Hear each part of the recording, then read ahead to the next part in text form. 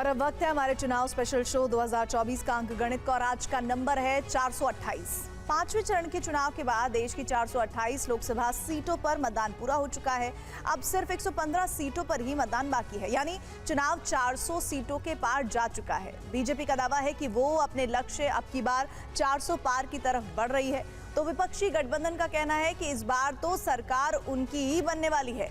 ऐसे में सवाल है कि चुनाव तो 400 पार जा चुका है, लेकिन अब की बार थर्ड टर्म वाली सरकार बनेगी या फिर नई सरकार? फिलहाल ये तो 4 जून को ही पता चलेगा, लेकिन अभी आइए आपको पांचवें चरण की 49 सीटों और आने वाले 2 चरण के चुनाव का सबसे नया अंक गणित दिखाते हैं।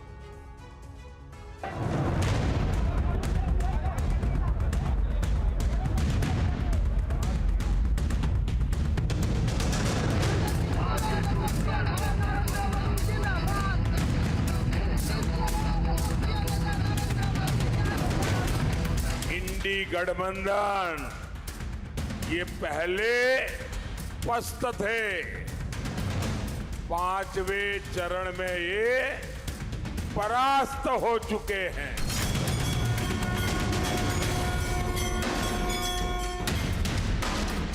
(543) सीटों में 400 पार का मतलब 143 सीटें।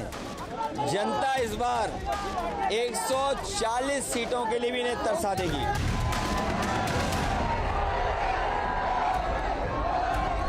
भारतीय जनता पार्टी की 2024 में जो सुनामी है उसके आगे सपा बसपा कांग्रेस कोई टिक नहीं पा रहा है।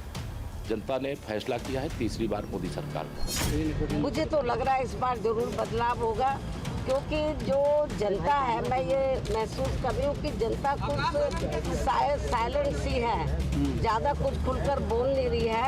वो ये सब देख रही है कि ये क्या हो रहा है।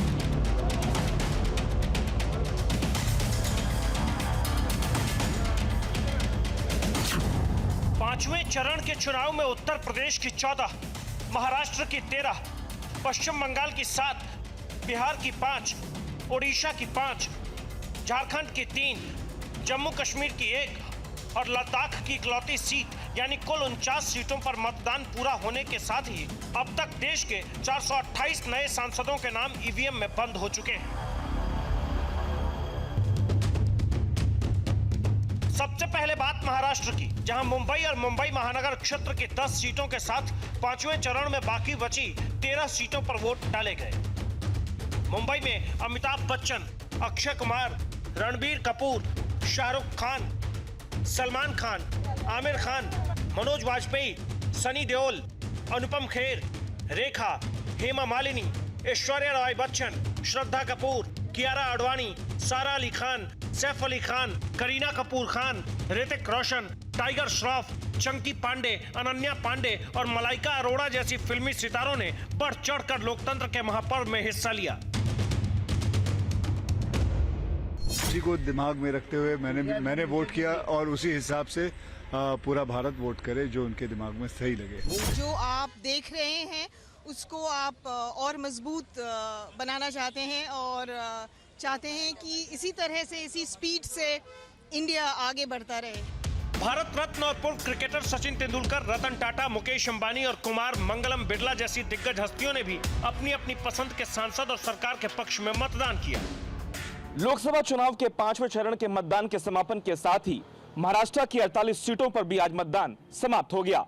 पूरे देश की निगाहें महाराष्ट्र राज्य के जनादेश के ऊपर टिकी हुई हैं। उसका बड़ा कारण यह है कि महाराष्ट्र में बीजेपी की अगुवाई वाले एनडीए गठबंधन का मुकाबला विपक्षी गठबंधन इंडिया के साथ तो है ही, लेकिन उससे बड़ी लड़ाई और कांटे की टक्कर एकनाथ शिंदे की शिवसेना और उद्धव ठाकरे की शिवसेना के बीच होने जा रहा है। वहीं दूसरी ओर अजीत पवार की एनसीपी और शरद पवार की एनसीपी के बीच भी कांटे की टक्कर है। दावा दोनों पक्षों की अपनी अपनी जीत का है, लेकिन एक पक्ष में आत्मविश्वास है तो दूसरे में अनहोनी का अंदेशा। ये लोकशाही का उत्सव है, ये अपना वोट देना हमारा अधिकार है। आपका एक वोट देश को बदल सकता है, देश को विकास की ओर ले जा सकता है, राष्ट्र को प्रगति की ओर ले जा सकता है, राष्ट्र को महासत्ता की ओर ले जा सकता है। सभी लोग आदरणीय प्रधानमंत्री मोदी जी को फिर से प्रधानमंत्री बनने के लिए बहुत आतुर हैं और बिल्कुल भारी वोटों से महायुति ये 5वें चरण की सभी सीटें जीतेगी। कई जगह पर मतदाता भारी संख्या से वोट देने के लिए उतरे हुए हैं, लेकिन असुविधा के कारण उनको वापस जाना पड़ रहा है। साथ ही साथ उनको अंदर देर लगाई जा रही है। क्यों? ताकि वो वोट ना करें। जहाँ ये असुविधा है, जहाँ पर ये जानबूझकर देर लगाई जा रही है, वहाँ का उस केंद्र का नाम और वहाँ अंदर जो इलेक्शन कमीशन के लोग बैठे हुए हैं उनका नाम हमें अगर बता दे तो हम अदालत में भी जाएंगे। महाराष्ट्र में 5वें चरण में जिन 13 सीटों पर वोट डाले गए उनमें 2019 में वैसे तो एनडीए ने सभी 13 सीटें जीती थी, लेकिन शिवसेना में दो फाड़ होने के बाद मौजूदा अंकगणित के लिहाज से 11 सीटें बीजेपी और एकनाथ शिंदे की अगुवाई वाली शिवसेना के पास है, तो 2 सीट उद्धव ठाकरे की शिवसेना यूबीटी के पास। ऐसे में अब की बार सिर्फ इस चरण में ही नहीं बल्कि अब तक के हर चरण में महाराष्ट्र का चुनावी गणित बहुत बुरी तरह से उलझा हुआ है। महाराष्ट्र में अंतिम चरण के चुनाव में मुंबई उत्तर सीट से केंद्रीय मंत्री और बीजेपी उम्मीदवार पीयूष गोयल की किस्मत भी ईवीएम में बंद हो चुकी है, जिनके खिलाफ विपक्षी गठबंधन से कांग्रेस उम्मीदवार भूषण पाटिल थे। महाराष्ट्र के बाद अब देश के सबसे बड़े सूबे उत्तर प्रदेश का रुख करते हैं, जहां 5वें चरण के चुनावी रण में 14 सीटों पर वोट डाले गए। 2019 में इनमें से 13 सीटें एनडीए के खाते में गई थी, तो सिर्फ 1 सीट विपक्षी गठबंधन को मिल पाई थी।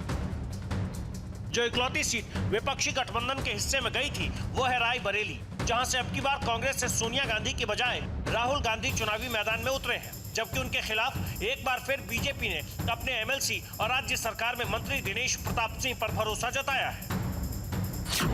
5वें चरण में उत्तर प्रदेश के बड़े मुकाबलों में रायबरेली में कांग्रेस के राहुल गांधी बनाम बीजेपी के दिनेश प्रताप सिंह, तो अमेठी सीट पर बीजेपी की स्मृति ईरानी बनाम कांग्रेस के किशोरी लाल शर्मा और लखनऊ सीट पर रक्षा मंत्री राजनाथ सिंह बनाम समाजवादी पार्टी के रविदास मेहरोत्रा शामिल हैं। उत्तर प्रदेश को सपा से बचा लिया है और भाजपा को सुशासन के लिए, सुरक्षा के लिए, विकास के लिए जिम्मेदारी सौंपी है। तो भारतीय जनता पार्टी हमारे गठबंधन के साथ उत्तर प्रदेश की जनता की शानदार सेवा कर रहे हैं और 4 चुनाव जीत चुके हैं, 5वां जीत रहे हैं। बताया ना 300 पार हो चुके हैं एनडीए के साथ। और अंतिम चरण 1 जून को जब सोनभद्र के लिए मतदान होगा तो आपको यह खबर आएगी सोनभद्र से सहारनपुर तक, गाजियाबाद से गाजीपुर तक चारों तरफ कमल खिल गया है, भाजपा गठबंधन जीत चुका है। उत्तर प्रदेश में बीजेपी नेताओं का दावा है कि जो राम को लाए हैं जनता सत्ता में उन्हीं को लाएगी। जिस अयोध्या में इसी साल 22 जनवरी को प्रधानमंत्री ने राम मंदिर का उद्घाटन किया, वहां भी 5वें चरण के चुनाव में बीजेपी उम्मीदवार लल्लू सिंह, एसपी के अवधेश प्रसाद और बीएसपी के सच्चिदानंद पांडे का फैसला ईवीएम में बंद हो चुका है। उत्तर प्रदेश में 5 चरणों में चुनाव के बाद अब सिर्फ पूर्वांचल में मतदान बाकी रह गया है। देश के सबसे बड़े सूबे में अगले 2 चरणों में 27 सीटों पर वोटिंग होगी, जहां 2014 में अपना दल की 2 सीटों के साथ बीजेपी ने 26 सीटें जीत ली थी, लेकिन 2019 में सपा और बसपा के गठजोड़ के चलते उसे 6 सीटों का नुकसान झेलना पड़ा था। 5वें चरण के चुनाव में बिहार में भी 5 सीटों पर वोट डाले गए। बिहार में 5वें चरण के चुनाव में जिन 5 सीटों पर मतदान हुआ वो सभी 5 सीटें 2019 में एनडीए के खाते में गई थी। इनमें हाजीपुर सीट भी शामिल है, जहां से अब की बार एलजेपी रामविलास के उम्मीदवार चिराग पासवान और आरजेडी के शिवचंद्र राम में मुकाबला है। किसी भी महत्वपूर्ण दिन या जब भी महादेव का बुलावा आता है, भक्त हूँ मैं महादेव का, हमेशा उनका आशीर्वाद लेने में आता हूँ। जो कुछ भी हूँ उन्हीं के आशीर्वाद से हूँ। महादेव माता रानी ने ही मुझे सबसे कठिन परिस्थितियों में संभाला, धैर्य दिया, संयम दिया, उभारा उन परिस्थितियों से और आज मुझे यहाँ तक लेकर आए। मनोकामना कुछ बची नहीं है, उन्होंने इतना दिया है, ऐसे में सिर्फ उनका धन्यवाद करने आता हूँ। बिहार की सारण सीट पर भी मतदान का काम पूरा हो चुका है, जहां इस बार बीजेपी के राजीव प्रताप रूडी का मुकाबला लालू प्रसाद यादव की बेटी और आरजेडी उम्मीदवार रोहिणी आचार्य में है। कह रहे सारण की जनता की जीत होगी। इस बार सारण अपनी श्रवण पुत्री को चुनने का काम करेगी, पैतृक संपत्ति लूटने वाले का मुंह तोड़ जवाब देगी। जो सारण के दुख सुख में काम नहीं आए, दिल्ली में जाके बैठे, कोरोना काल में जो भागा हुआ था, इस बार जनता सब मन बना चुकी है। बदलाव की उम्मीद दिख रही है पूरी तरह से। बिहार के पड़ोसी राज्य झारखंड में भी 5वें चरण में 3 सीटों पर वोट डाले गए। 2019 में ये सभी 3 सीटें एनडीए के खाते में गई थी। 5वें चरण के चुनाव में पश्चिम बंगाल की 7 सीटों पर वोट डाले गए। इन 7 सीटों में 2019 में बीजेपी को 3 और टीएमसी को 4 सीटें मिली थी। पश्चिम बंगाल में चुनाव हो और तनाव ना हो, ऐसा कैसे हो सकता? ऐसे में आलम यह कि 5वें चरण के चुनाव में भी पश्चिम बंगाल में कुछ जगहों से बवाल की तस्वीरें सामने आई। हुगली और बैरकपुर लोकसभा सीट के कुछ मतदान केंद्रों पर बीजेपी और टीएमसी समर्थकों में टकराव हुआ।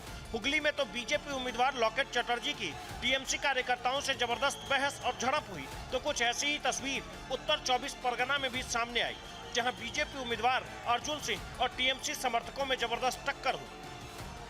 पश्चिम बंगाल में छुटपुट हिंसा के बीच बम्पर मतदान का दौर जारी है।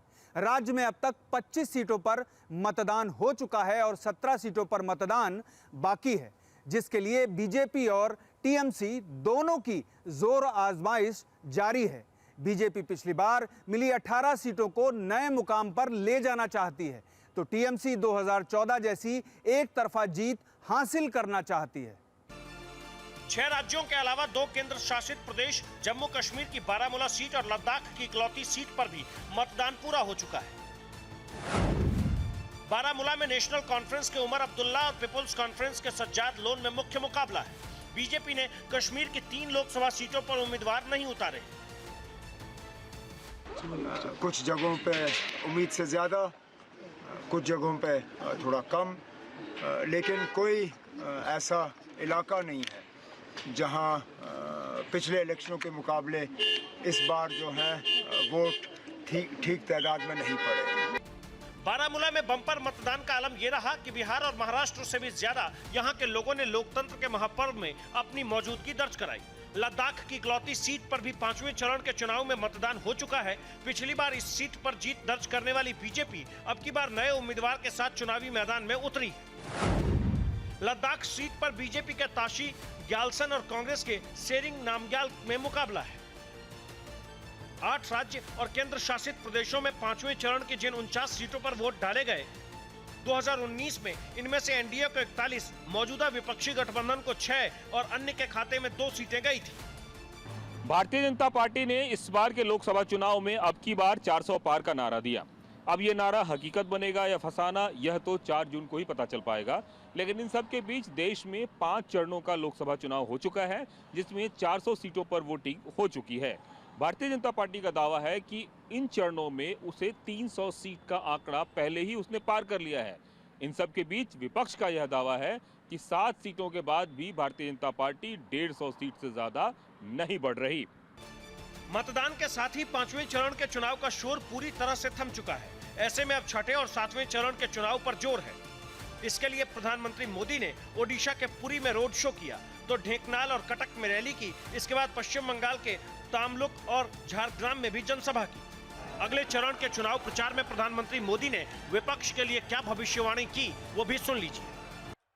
बंगाल में टीएमसी और पूरे देश में इंडी गठबंधन ये पहले पस्त थे, 5वें चरण में ये परास्त हो चुके हैं